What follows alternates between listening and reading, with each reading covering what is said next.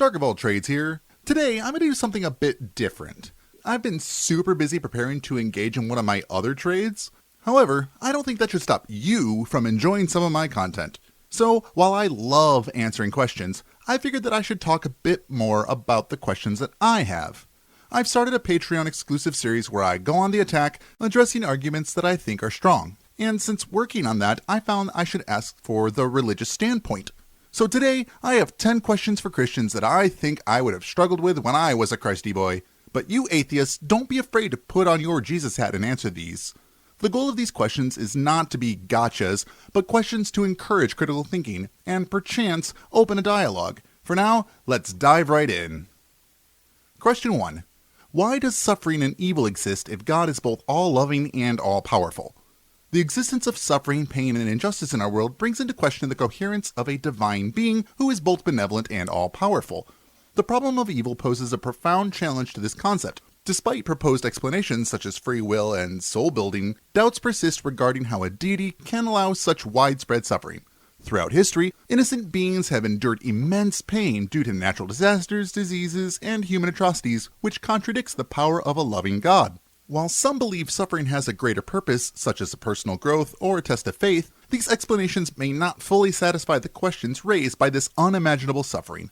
For centuries, philosophers and theologians have wrestled with the enigma of evil, yet a conclusive solution remains elusive. Philosophers and theologians alike have contended with the problem of evil for centuries or even millennia, but there doesn't seem to be a definitive resolution. The problem of evil remains a significant stumbling block for those who are seeking to reconcile the existence of a loving God with the reality of a world full of suffering. Question 2. How can we trust the reliability of ancient texts and accounts upon which religious beliefs are based? The historical reliability of ancient religious texts is a valid concern. Textual criticism and historical analysis attempt to address the complex question of accuracy. However, potential alterations, biases, or embellishments over time cause questions to arise about the text's reliability. These texts were written decades or even centuries after the events they claim to describe. In the recording and interpretation of events in religious texts, the motivations of authors are often driven by their specific ideologies. It should also be noted that oral transmission before written documentation has resulted in the potential for changes and variations in the story over the passage of time. An examination of various religious texts in a comparative study has unveiled remarkable parallels and narratives that overlap, prompting some individuals to question the distinctive and exclusive nature of certain beliefs. Furthermore, the careful consideration of what was deemed the official canon of a religion reveals insights into the fallibility and subjective decision-making of humans. The idea that a single religious truth exists is challenged by the presence of numerous Christian denominations. The varying interpretations of shared scriptures raise doubts about divine guidance and clarity. Factors such as history, culture, and theology have played significant roles in shaping the diversity within Christianity, highlighting the complexities involved in discerning the correct interpretation. Question 3. Why are there thousands of different Christian denominations with varying interpretations of the same scripture? Throughout history, theological disputes, political influences, and cultural contexts have sparked disagreements within Christianity. These disagreements give rise to distinct denominations with differing beliefs and practices. The interpretive nature of certain scriptural passages further contributes to the existence of multiple viewpoints. Faith holds a pivotal role in the acceptance of religious texts' authenticity by many believers. However, gaining a more enlightened perspective on the origin and reliability of these ancient writings necessitates engaging in critical analysis and understanding historical context. The presence of multiple Christian denominations challenges the concept of a unified religious truth. The diverse interpretations stemming from the same scripture raise inquiries about divine guidance and clarity. This diversity within Christianity is influenced by historical, cultural, and theological factors, highlighting the intricate nature of discerning the correct interpretation.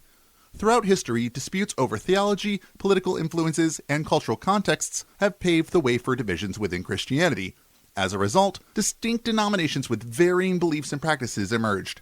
The presence of flexible and ambiguous scriptural passages further fueled multiple interpretations. Furthermore, the presence of human cognitive biases like confirmation bias and group identity serves to reinforce and perpetuate specific interpretations within each religious denomination. This abundance of interpretation brings about the question of how a singular divine truth can be accurately discerned amidst such a wide-ranging diversity. Recognizing the historical and cultural influences that have shaped the Christian faith can foster empathy and understanding among believers and promote open conversations about the nature of faith, religious authority, and theological diversity. Question 4. How do we distinguish between divine inspiration and personal conviction? Personal experiences of divine presence or revelations are subjective and can widely vary across different faiths. However, determining the authenticity of such experiences remains a question. Factors like cultural upbringing, psychological influences, and personal biases can all contribute to doubts about the reliability of personal experiences, such as evidence for the existence of a specific deity. Many believers find personal experiences deeply affirming their faith and connection with the divine. Yet, objectively verifying or quantifying these encounters can pose challenges. Psychological and cognitive research has shed light on how religious experiences are processed by the brain, leading some to suggest naturalistic explanations for seemingly supernatural encounters. These insights highlight the significance of approaching these experiences with a critical and open-minded perspective. Furthermore, the multitude of religious experiences across different faith traditions brings forth inquiries regarding the authenticity of any singular claim of divine inspiration. Varied adherents often share equally impactful encounters with their respective deities, prompting consideration of broader influences, such as cultural background, upbringing, and societal norms that shape perceptions of divine interactions. Grasping the intricate interplay between personal conviction and potential divine inspiration fosters compassion and reverence in interfaith dialogues, facilitating a profound comprehension of diverse religious experiences. Question 5. If God desires a personal relationship with each individual, why is there a lack of tangible evidence for his existence? For believers, the lack of empirical proof of God's existence presents a major obstacle. One could anticipate more concrete and frequent interactions with a God if an all-powerful deity wishes to have a personal relationship with humanity. For those looking for actual evidence, the reliance on faith as a requirement for belief frequently presents a challenge. People have looked for various kinds of empirical proof to support their religious views throughout history. The absence of convincing proof for a personal God's existence, however, continues to be a problem. Some apologists contend that the basis for believing in God is faith, not reason and argument. They argue that faith entails trust in and fidelity to a divine being without the necessity for outside evidence. Skeptics, on the other hand, doubt faith's trustworthiness as a means of determining truth, pointing out how it might lead people to believe in mutually exclusive and contradictory statements. Furthermore, the application of faith in non-religious circumstance does not always result in the acceptance of supernatural claims. In the absence of verifiable evidence for God's existence, numerous answers have emerged within theism, atheism, and agnosticism. These reactions range from firm belief to a readiness to delay judgment in the absence of scientific proof. Engaging in respectful discourse and investigating the nature of religion and evidence can help us better comprehend our points of view and encourage mutual respect among people of different views. Question 6. How can an all-knowing God hold individuals responsible for actions influenced by limited human understanding? The idea of divine omniscience raises issues of human agency and free will. If an all-knowing God is aware of our choices in advance, it raises questions about whether our choices are truly free or predetermined. Theological debates over divine foresight and human responsibility abound, with no clear solutions. The issue of divine foreknowledge versus human free will has long been a philosophical and theological problem. If God has total knowledge of the past, present, and future, our decisions and acts may appear predetermined. Various religious viewpoints attempt to reconcile divine foreknowledge and human freedom. Some argue for open theism, which holds that God's knowledge of the future is not exhaustive, giving possibility for true human choice. Others contend that the mystery of divine foreknowledge and human freedom is beyond human explanation, and they invite believers to accept contradiction and mystery as inherent in their faith. Question 7. Why did God create a flawed world and then demand perfection from his creation?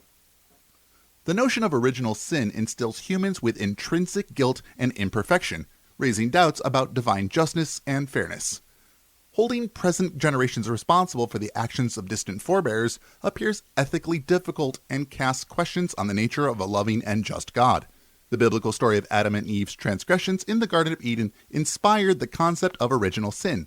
According to this teaching, Their disobedience resulted in humanity's fallen nature, with each generation inheriting a sinful condition. Critics of the idea contend that holding people accountable for the actions of their forefathers is unjust. It calls into doubt the concept of divine justice and whether a loving God would inflict inherent sin on every human being. Furthermore, the theory of original sin emphasizes the need for redemption and salvation, which some perceive as an intrinsic component of the power dynamics of some religious traditions. Alternative interpretations of the biblical narrative and original sin have emerged, emphasizing metaphorical or symbolic readings that emphasize the complexity and moral agency of the human predicament. Examining the historical and theological developments that lead to the notion of original sin can help us gain a more nuanced understanding of its ramifications and spark discussions about divine justice, human nature, and theodicy. Question 8. How do we differentiate between divine revelation and human invention in religious teachings? The recorded history of religious ideas and behaviors raises questions regarding the veracity of religious concepts. It begs the question of how we can tell the difference between claims of heavenly revelation and human influences. In this investigation, evaluating the origins and historical context of religious beliefs becomes critical. Religious ideas and practices have evolved over time, influenced by cultural, political, and social factors. The difficulty arises in distinguishing between features of a religious tradition that are the outcome of real divine revelation and those that are a result of human creation or adaptation. Religious leaders or prophets who claim to have had direct communication from a higher force frequently make claims of divine inspiration. However, skeptics point out that discerning divine revelation from personal conviction can be difficult, especially when these claims are not verifiable or testable. Historical examinations of religious texts and teachings can shed light on the human processes that formed religious beliefs. Understanding the historical settings and sociocultural elements that influence the composition of religious writings can aid in distinguishing between heavenly inspiration and human contributions. Religious traditions have been revised and adapted over time to accommodate the changing needs and understandings of its followers. Recognizing the interaction between human agency and the formation of religious beliefs might help us appreciate the diversity and complexities of religious traditions. Comparative religion studies and critical textual analysis can give us insight on religious development and evolution processes, allowing individuals to better grasp the dynamic interplay between divine revelation and human interpretation. Question 9. Can an all-loving and just God send non-believers to eternal punishment? The concept of eternal punishment for non-believers raises moral and intellectual issues concerning the nature of divine justice. It appears to be at odds with the concept of an all-loving, merciful God. This question necessitates a more in-depth examination of theological perspectives on salvation and divine kindness. The concept of perpetual retribution, which is sometimes coupled with the concept of hell, has been a major element in certain theological traditions. It raises ethical concerns regarding the fairness of infinite consequences for finite actions, particularly when applied to non-believers or adherents of various faiths. The theory of eternal retribution, critics contend, contradicts the concept of an all-loving and forgiving God, implying that eternal pain appears disproportionate to the offensive done in a finite lifetime. Alternative viewpoints have evolved, presenting concepts such as universalism, which holds that divine mercy eventually covers all beings, leading to their salvation. Furthermore, the concept of annihilationism offers an alternative to eternal punishment, implying that non-believers may cease to exist rather than suffer eternally. Discussions regarding divine justice, mercy, and the nature of punishment can lead to a more nuanced understanding of different perspectives on salvation and the afterlife. It is critical to handle this topic with tact, acknowledging that theological perspectives on eternal punishment differ widely across religious traditions and individuals. Question 10. How can we determine which religious claims are true given the multitude of faiths and their respective followers' convictions? The world's religious variety poses a fundamental obstacle to truth claims. Determining the real faith becomes a complex and subjective task in the absence of objective and verifiable proof. This question encourages believers to critically evaluate the basis of their religious convictions and to engage in polite discussion with those who have opposing views. In the pursuit for truth, the diversity of religious views and the sincerity of their followers' convictions produce a complex terrain.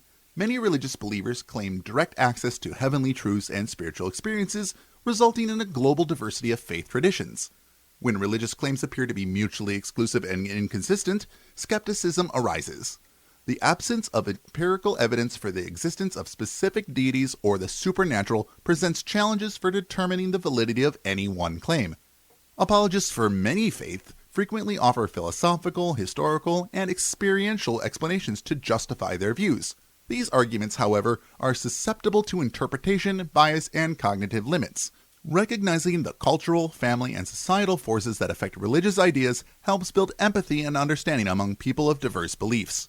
Interfaith talks that are courteous allow for the investigation of shared values and ethical principles. Finally, determining which religious claims are true necessitates humility and open-mindedness. Accepting ambiguity and admitting the limits of human understanding might help to develop bridges of mutual respect and empathy between individuals of different faiths and worldviews. These 10 questions may not all be particularly new, but they would have stopped me in my tracks as a believer.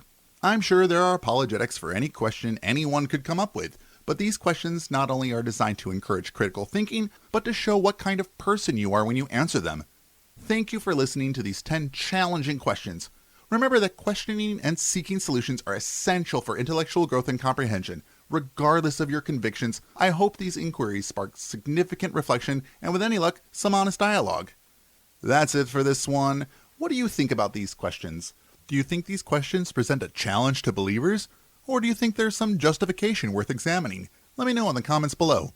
If you like this style of more informative talks, let me know as well. It isn't always good enough to just respond to the claims religion makes. I want to present challenges that keep the religious people from getting too comfortable in their faith and resting on their laurels, so to speak. If you have other questions you think I should cover, I would love to read them in the comments. For this, regardless of your convictions, you should hit the like button to embolden your socio-cultural expectations. You can also show the YouTubes that my channel is cultural and objective by subscribing.